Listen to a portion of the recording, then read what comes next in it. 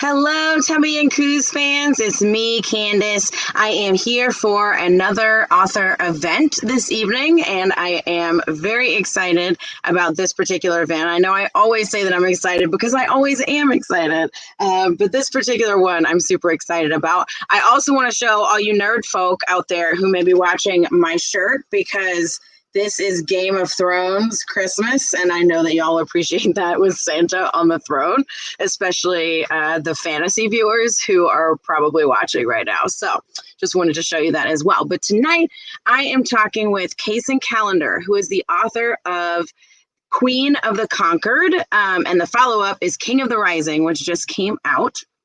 And we're going to talk about that duology. They've also written lots of other things, but this is the duology that we're talking about this evening.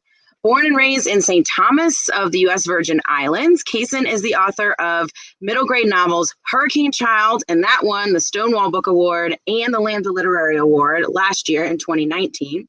And they also wrote King and the Dragonflies, which won the National Book Award this year for young people's literature, which is amazing and exciting. And they're also the author of the young adult novels This Is Kind of an Epic Love Story and Felix Ever After, which is a favorite here in the store. I know a lot of you love that book as well. And they enjoy playing RPG video games in their free time, so nerds like us. And Kacen currently lives in Philadelphia, Pennsylvania. So welcome. Hey. Thanks for being here. And if you could please tell our viewers maybe one or two things about yourself that were not in your bio that you think are interesting or you think would be fun for folks to know. The first one is a surprise, I guess. My kitty Kacen is here with us. And actually, it's a funny story because I wrote Felix Ever After, and then Felix in that book finds a cat and names her Captain. So I named Captain after that cat. Yay! That's cool. Yeah. And the second thing, I guess, is that I am super into, this will come as no surprise for anyone who's read Hurricane Child or the two fantasy books, but I'm super into like spirits and spirituality and that sort of thing. Awesome. I am too. And I think a lot of people who are watching probably are as well. We have a lot of my customers are definitely into all of that kind of stuff as well.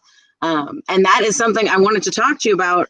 Also, when it comes to this book, that's one of the questions that I have is in this duology, spirits really play a big role.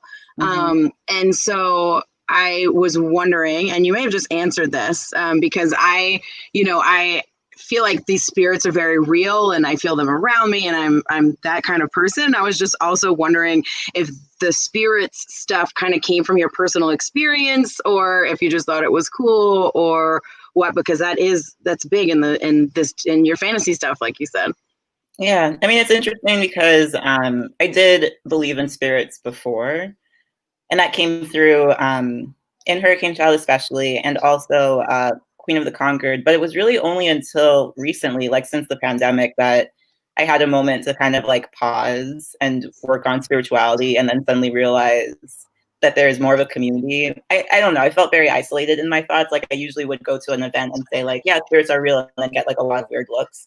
So I kind of I guess prescribed to that idea as well and was like, okay, I guess I'm just like this woo-woo like weirdo that believes in spirits in this corner. And then it took me kind of like pausing to really reflect and work on myself to see how much spirituality means to me and how much spirit, of course, like comes through in that, and realizing this is very real. And it's very funny to look back at books that I'd written without really realizing that yet, and seeing like things like Ancestors, for example. Like I never really made the connection of you spoke for a second, so I wanted to make sure you could still see me. Oh yes, I can. Yeah. I never really made the connection of how real and how much of an influence something like Ancestors, for example, can have, and that played a huge role in King of the Rising, for example. Yes, it definitely did. And so tell us a little bit more about this series in general, The Islands of Blood and Storm. It's a duology, and it's told from two different points of view. And so I would like to know just what inspired you to write it, and then a little bit more for our viewers who may not have read it yet. And then, after writing books for sort of younger age groups too, I was wondering what made you want to write something for adults? Yeah. You might have to ask a couple of those questions again because my That's brain fine. can't remember all that. But so Queen of the Concord and King of the Rising are basically the first one is about Sigourney Rose, who goes on a mission to take power back from the colonizers that have killed her family and enslaved her people. And it's very difficult to talk about the sequel without spoiling book one, but basically the sequel is from the perspective of Lauren Yannick, who is Sigourney's former slave slash bodyguard who goes through I'll just say there's a revolution in book two. And he is fighting to take power back from the colonizers and from Sigourney as well. And the reason I wrote this is for many reasons. I really wanted to see a Caribbean fantasy. I feel like I'd never seen it before. And if I ever saw the Caribbean in any sort of world, it was very from like a tourist perspective, people kind of like using the islands as a prop rather than talking about the history and the colonization and how much that has influenced our society in the islands. And I also wanted to use that to talk about power and what it means to be an oppressed person with privilege and kind of trying to, I mean, long story short, I feel like for me and a lot of people in our generation, Black people specifically are taught like we have to assimilate and we have to fall into the capitalistic trap in order to escape racism. And it's taken like our generations to kind of learn, no, that's pretty incorrect. Capitalism is evil, period. And I feel like I basically used the books as a means to discuss that with Sigourney on one side and Lauren on the other. Yeah, and I think it's the dichotomy of the two books is really interesting. And I was wondering if you planned this out as a duology, and like how did you sort of decide what was going to be book one and book two, and where you would end one and begin the next?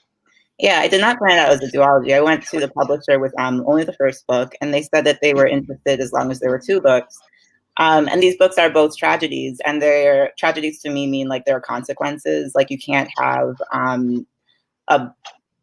basically it's not like the traditional story arc where the characters learn and change and grow and become better people. Like both Lauren and Sigourney, especially Sigourney, make a lot of mistakes and they don't learn from their mistakes. There are consequences.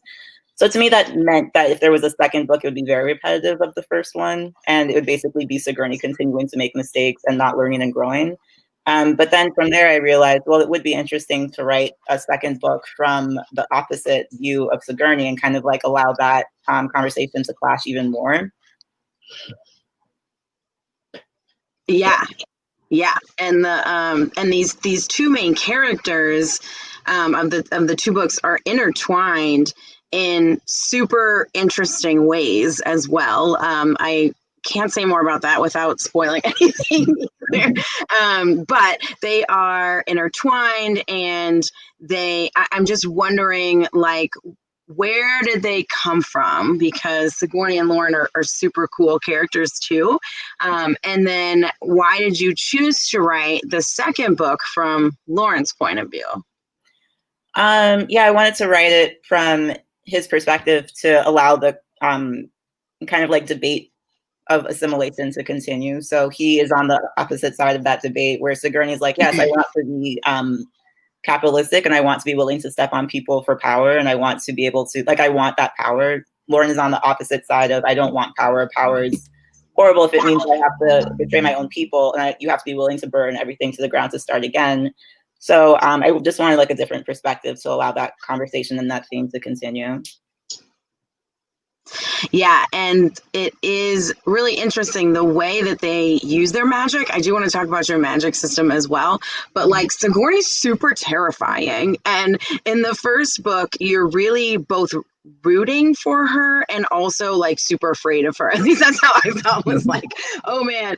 And then that sort of continues in the second book as well. And you know, that I feel like Lauren sort of feels a little bit similarly.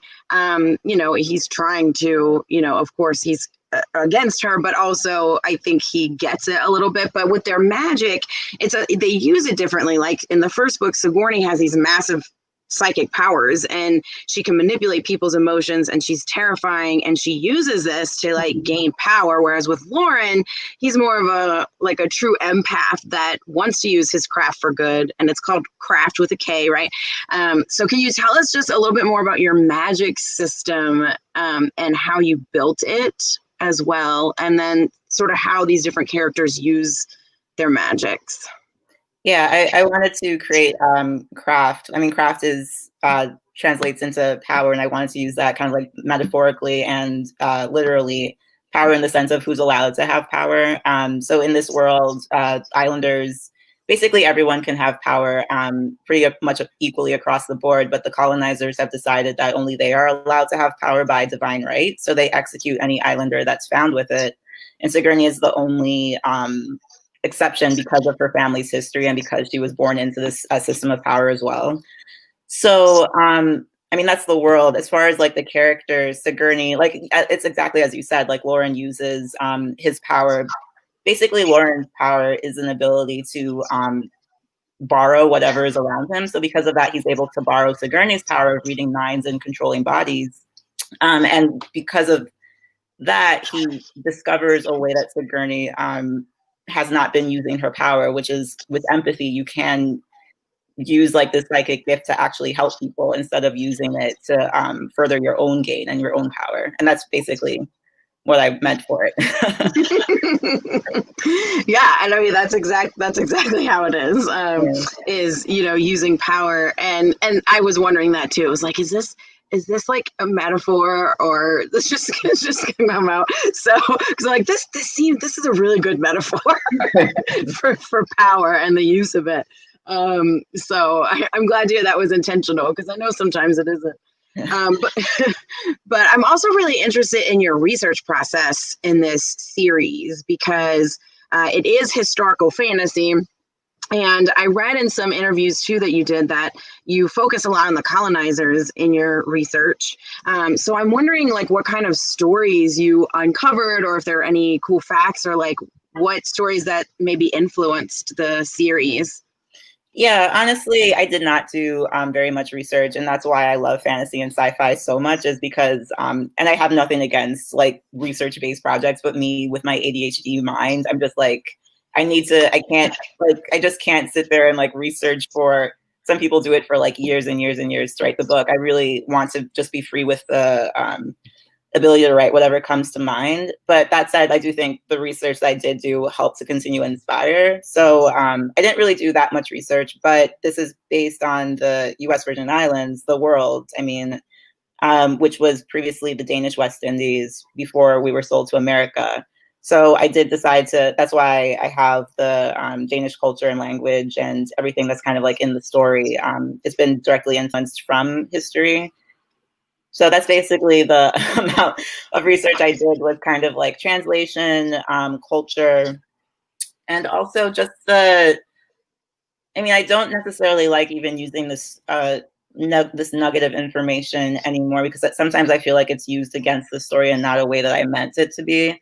But one of the first inspirations was learning that Black people once owned slaves. And I wondered to myself at that moment, like what, and I mean, I learned this like when I was 10 years old. So this story has been like going around and around in my brain for years and years. But I wondered like what it would take for a person to be able to betray their own people to that level in the name of power. And I started to wonder, well, aren't we doing the exact same thing in this day and age? Aren't we willing to let people be homeless, starving, not necessarily to the level of slavery, but honestly, in some places, yes, to that same level.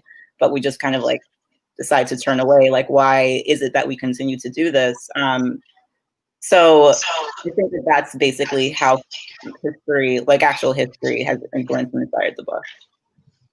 Yeah, and I think that's really cool too. I did a panel not two weekends ago, I think, at a literary festival, and it was all about historical fantasy and how like history and fantasy sort of intertwine. And it's always really interesting to me how authors do that.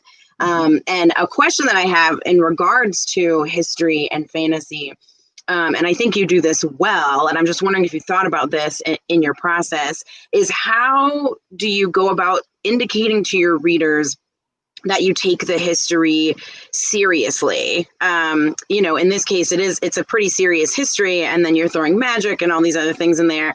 And some people do this well, like you, and some people do not do it well. And I won't say who those people are, but some people don't do it as well as others. So I'm just wondering, like, how do you take something that is a serious history and add fantasy to it without taking away from that history?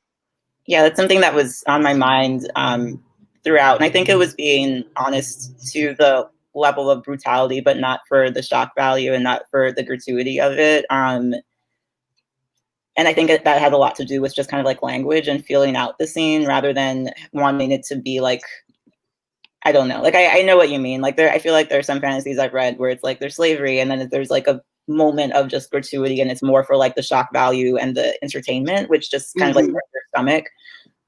So I think it was more kind of just like feeling out those scenes and wanting it to be a balance of this was realistic and this is what actually happened, but this isn't for your entertainment. This is just like the honesty of the story. Yeah, there are definitely books that use real history, like slavery, for example, just because that one is so ubiquitous, because a lot of people have written about it. And sometimes it's just like, this isn't used in a way that I feel like you didn't take it seriously or what. Sometimes it's weird. But yeah, I think, you can do it well, and you can mix fantasy in there and have it be good. And so I'm always interested in that. And there's also mystery in your books as well. So it's sort of a blend of historical fantasy and mystery. So I want to talk a little bit more about the mystery part as well. And I mean, I know we can't give like spoilers, but I was wondering about your process of like weaving the mysteries together, and how you plan it out. Like, do you have a murder board where you like chart everything out? I'm just curious as to your process. No, honestly, for the first book, and I think that this was like the best that it happened. I actually had, still without like trying to spoil anything, but I actually had a different murderer in mind. And it was one of the colonizers who turned out to not actually be dead. And it just didn't, as I was writing, sometimes I feel like a lot of authors feel this, it like the story itself actually takes over. And it's like, I'm suddenly writing sentences I never planned to, and suddenly everything makes sense. And the actual answer of who the murderer was, and I guess I should say quickly, the mystery is that once Sigourney gets to this royal island where she's fighting for power, all the colonizers start to be killed one by one, and she has to figure out who it was that was killing them before they killed her as well. And it basically came out in such a way that was so interesting that when I actually read back to see if it made sense, I had been unknowingly putting clues that was the answer all along also. So I really do feel like sometimes the subconscious, or I guess to go back to being woo-woo for a second, it feels like spirit really does just kind of like take over and is like, actually, this is the story that you don't know that you meant to write, but this is the story you meant to write. So I love when that happens. And then for the second one that was planned, and it stayed exactly as it was. And that one was really meant to be more of, again, like another metaphor and symbol where I don't want to say who it is, but the mystery is that someone is stealing memories. And as soon as you like look at the person, you don't realize that that's the person that has been like the spy and has been killing people behind the scenes all along. And I'll say that it is an islander, because the metaphor is basically like forgetting who you are and forgetting your roots in order to gain that power. So yeah, that did exactly as I planned. Yeah, the mysteries are really cool in both these books. The first one, I know Agatha Christie's not great, but the first one's very Agatha Christie, where they just start getting killed off one by one. And I was like, this is good. I mean, it's better, but it's like, oh yeah, this, I could see the like mystery influences there too. And the other thing in King of the Rising that you use are flashbacks. And so I wanted you to tell us a little bit too about your use of flashbacks there, because it is where, as a reader, we get a lot of the clues and like the horrifying information about the personal and intergenerational trauma that's happening. It's all through flashbacks. So I'm wondering why you chose to employ flashbacks in that way, to give readers that information. I'm sorry, this is such a boring answer, but that's exactly what I just said. To show that, to show that trauma and to actually allow the reader to feel it, I think was important rather than just kind of like saying this is what happened when I was younger. Yeah, I definitely think the flashbacks made it more powerful because, like you said, you actually get to experience it. Like, if you get to feel it with the characters as you're going along, versus if it would have come out in a different way, it wouldn't have had that same impact. So I really liked your use of flashbacks. I don't always enjoy flashbacks because sometimes they're just completely like unnecessary. But I felt like it was in King of the Rising, they were actually really important, and it pushed you along as far as the feelings go, and having you really empathize with the character. I'm trying not to like say things that will give stuff away as we're talking, but everyone should read these books because then you will know of all of the things that we're talking about. And just to do a quick sort of promo for people who are watching, because I didn't do this at the beginning, but here are the two books, Queen of the Concord, King of the Rising. I love these covers too, by the way. Can you tell us about like the cover process? Because these are gorgeous. Thank you. Yeah. I feel like I always look out with covers, the cover guides. Yeah, you do. You always have great covers. Yeah, for this one, I think it was mostly a designer who, because I think that usually there are illustrators. I think this one was a designer, Lisa. I hope I don't mispronounce this person's name, but I think it was Pompello, who put them together. And yeah, I love the yin and yang of them. Usually, I mean, every now and then I'll go cover and I'll be like, oh, I have some notes. Like, could you change this? Could you change that? I think there was maybe like one or two things. And other than that, I was like, this is like perfect. I love it. I really do. Yeah, and they look really cool. I'm going to show them again because they look really cool next to each other. And it is very yin and yang. And I think they're perfect for what the books are. And they will know her vengeance. They will remember his name. Like, it's very good. Very, very good. So when you were coming up with this duology, what sort of came to you first? Was it the characters or the world or the story? Like, how did it sort of come about, and then how did everything populate around it? Yeah, like I said, this was a story that was definitely like in my brain for years and years, ever since I was really, really young.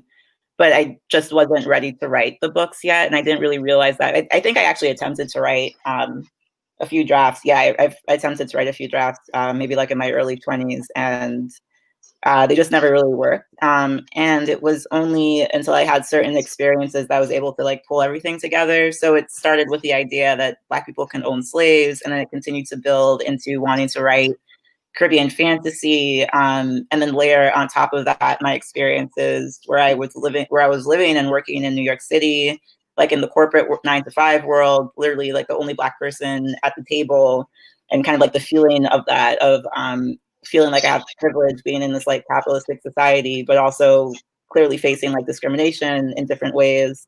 And I think it just kind of like slowly continued to build and build and build until it got to where it was, and it just kind of like all spewed out. Yeah. Cool. Yeah. Because I always, that's a question that I pretty much always ask, because I'm always curious about how ideas sort of germinate for writers, and like, how long do they germinate? Because everyone's so different. And it's always so interesting to me. And do you have a ritual as a writer? I always love to know this as well. Like, when you're getting ready to write, do you have like a whole thing that you go through, or can you just write anywhere? Yeah, and I mean, to continue with your last answer also, I feel like the process can change from book to book also. So even like recently I was writing a book where the ritual, because of that, the ritual can also change a lot, where for Queen of the Concord and King of the Rising, I think I actually only had, definitely for the first book, I feel like I had 3 to 5 months or something to write, very, very, very quickly. And it was also like the longest book I've had to write. So the ritual was going to bed I tried this like 1 or 2 times before, but this is when it really was like super important. I needed this. Being able to like turn off the lights, literally go to bed, close my eyes, and just let my fingers move and just write for like hours as I'm like half asleep. And then in the morning, like wake up and see if it was actually good or not. And luckily, like 8 times out of 10, it actually was what I wanted. So that was my ritual for that book. For King of the Rising, I think that took more of a process that I usually do, where I turn on some music. I do usually, if I can, sometimes I like turn off the lights because it just takes like less energy, so it's not as tiring. Um, yeah, and I'm remembering you asked earlier, and I never answered. How do you write so many books? I think you asked that at one point. Oh, I asked that before we were live, but yeah. Okay. Yeah, I mean, that's basically it. I honestly feel like that's my big secret, is just doing what takes the least amount of energy, which is literally being like half asleep as I write. And I also think that, again, like to get woo-woo for a second, I do feel like that's when spirit like actually just takes over and is like, this is the book we want you to write. And I don't even have to think about it. So it just comes out a lot more easily. Yeah, I'm a woo-woo person too, and I definitely think that that sort of space between awake and asleep is definitely the space where you sort of get that whatever messages they want to send you, like that's where they come out. So I think that like makes sense to me, that yes, that's sort of the mind space you would be in when you're writing something too. Yeah. And I haven't heard of any other writers doing it that way. And so I'm like, ooh, this is really cool. I'm trying to spread the good gospel, honestly. People think I'm joking when I tell writers. I'm like, just do it when you're half asleep, and they think I'm joking. I'm not. Seriously, like close your eyes. It's also like so relaxing, and writing can take so much energy, and you're so exhausted from it. It's like it's like meditative almost. Yeah, exactly. That's like, it's like that meditative space. And then, like you're saying, you can just, I don't know how you can write for hours like that, though. I don't know if I could stay in that mind space for, I would end up just falling asleep, period. I think I might have once or twice, but. But I also think that's really cool. And yes, that was a question that I had, because you've published like 6 books in 2 years, or it's a roundabouts. And so that's why I was like, how do you write and publish stuff so fast? Because it's not all fantasy books. Like this is your only fantasy, right? This duology, and then you have the kids fantasy stuff. And so, yeah, I just think that that's so cool that you're prolific and can publish books very fast, because they're all very good too. The kids ones are excellent as well. And we haven't talked about those that much, but I do wonder, and you did say that your process is different every time. If you think differently when you're writing for a younger audience versus for adults. Yeah, I do think that these are 2 adult books, are the books that were meant to be written. But I think because they were my first ones, after writing children's books, I did tell myself for a bit, like, for children's books, basically my big mission, and especially for middle grade, especially the younger you are, is just to like have as much hope as possible. For the younger reader. And I told myself, like, as an adult writer, I don't necessarily have to think about hope that much, because as adults, we have seen like the cycles of like pain and happiness and love more than younger readers, where you live like a younger life, so you haven't seen as many cycles, so you don't know that the pain and like the darkness of like mental illnesses, is basically what I mean, will end. So I always like focus on putting in hope for younger readers. But the more that I, especially as I'm kind of like brainstorming more adult books, the more I think about it, the more I'm like, you know what? Yeah, we've seen those cycles, but sometimes we still need that reminder. So, I do feel like these books are what they were meant to be, but they're very difficult to read. I will admit that. My own mother can't read them. They're the only books my own mom is like, I'm sorry, I just can't read these. I'm sorry, audience. I hope that you're able to read and buy and support Tubby and No, and the books are really good, but I could totally see how somebody would be like, I can't, like, this is too much. Yeah. So, I mean, basically all that to say, I'm still kind of like deciding what it means to be an adult writer for myself. I thought I had an idea of it before, but I think now I'm still kind of like defining like how much hope I want to put in these books as well, and what that will mean going forward. Yeah, I totally agree that adults definitely need hope. I need hope, especially now. It's Yeah. like, is there any hope? There's hope. There's always hope, but sometimes, yeah, there you definitely need that reminder um, of the hope that is there that you don't always remember is there. Exactly. Um, so, is there anything like cool deleted scenes that you edited out of either Queen of the Concord or King of the Rising? Um, I'll think about that for a second, but it's funny because Okay. my mom must have heard me talking about her because she called it that 1 second, and that's why I was like, let me turn this off. Across the universe, your mom knew. Any deleted scenes.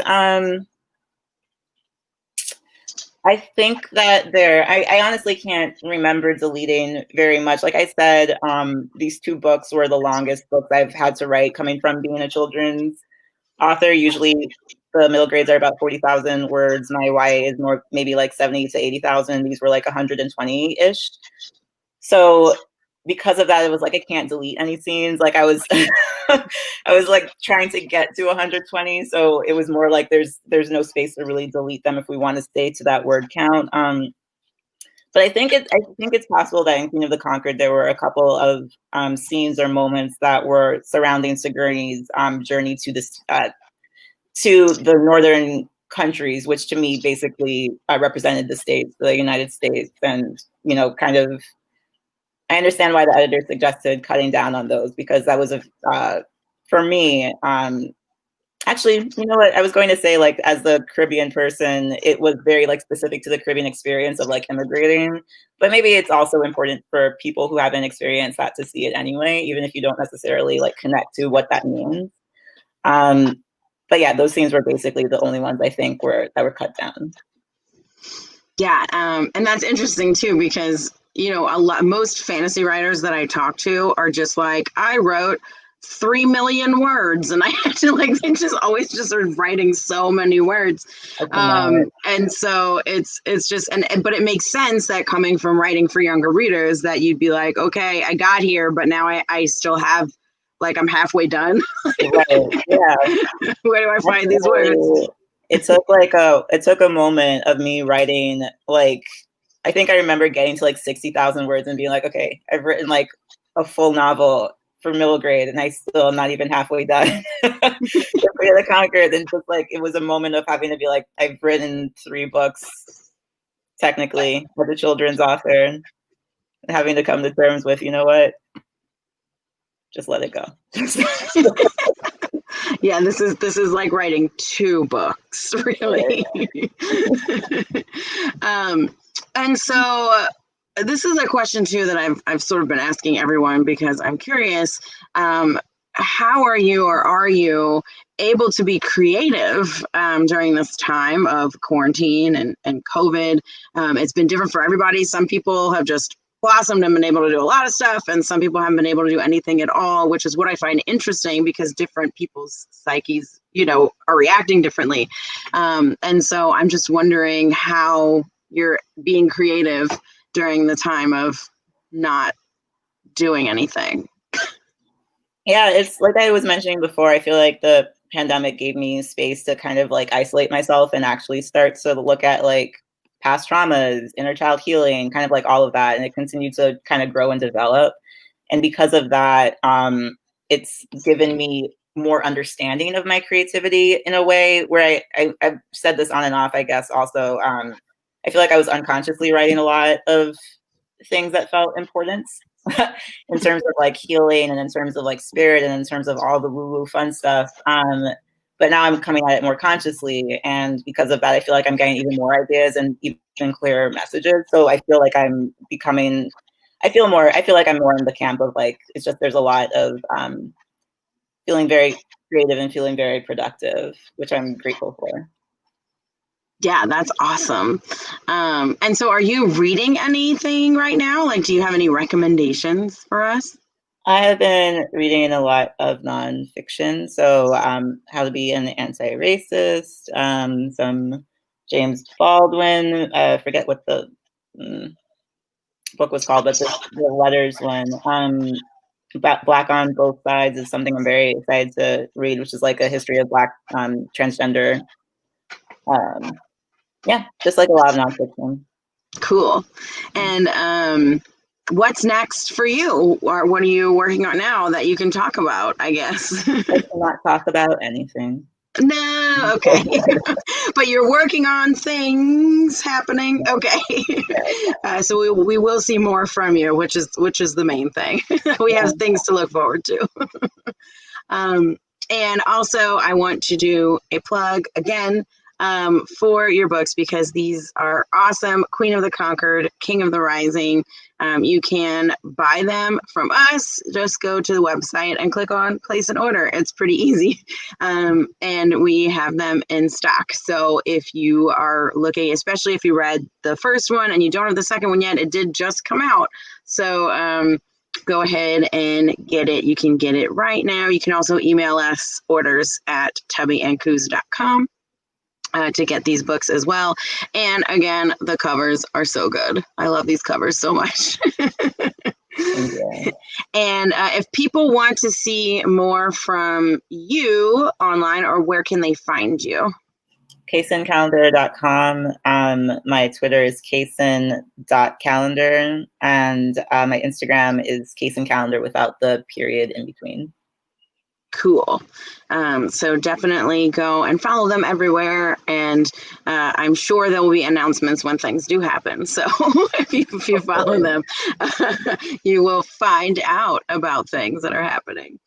And thank you so much for talking to me today. This has been amazing. I love learning about authors, and I love learning more about you and your process. This has just been wonderful. So thank you so much. Thank you, Candace. And thank you to everyone watching, whether it's now or later. I always make a time travel joke because these videos live on YouTube. So somebody may be watching later on, but the books are available hopefully whenever you're watching this. So go ahead and order them, whether you're watching now or later. And that, I think, is everything. So thank you. And thanks, everyone, for watching. And we'll see you next time.